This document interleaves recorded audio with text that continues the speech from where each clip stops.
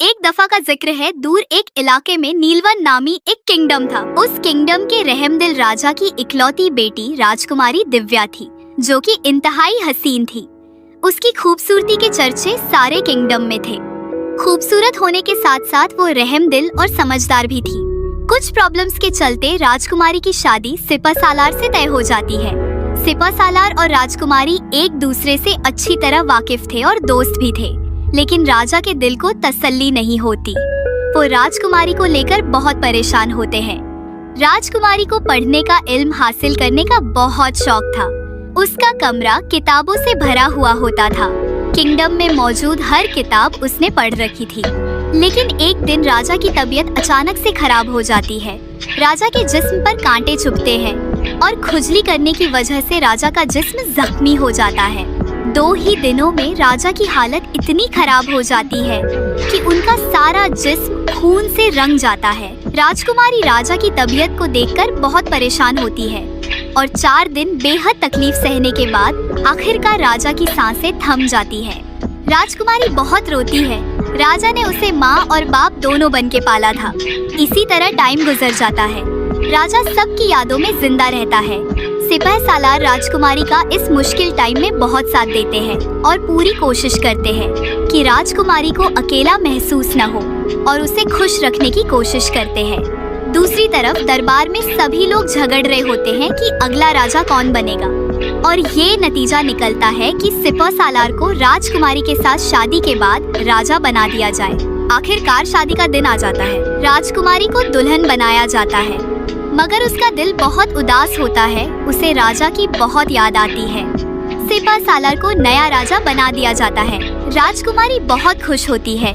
उसे सिपह सालार से मोहब्बत हो जाती है। वो हमेशा की तरह किंगडम में जाती है और सभी लोगों की मदद करती है। उन्हें कपड़े, खाना सब कुछ देती है। लेकिन राजा बनने के बाद सिपह सालार बिल्कुल बदल जाता है। वो अपने सिपाहियों से गरीबों पर जुल्म करवाता है और छोटी छोटी बात पर सख्त से सख्त सजा देता है।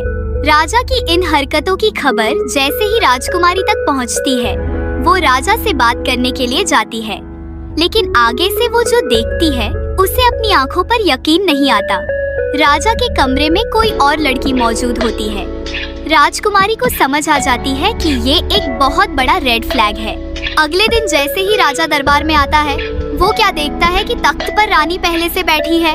और उस दिन के बाद से राजकुमारी सिपह सालार को भी कह देती है कि वो अपने किंगडम के मामलों को खुद देखे। ये सुनते ही सिपह सालार राजकुमारी को भी रास्ते से हटाने के बारे में सोचने लगता है।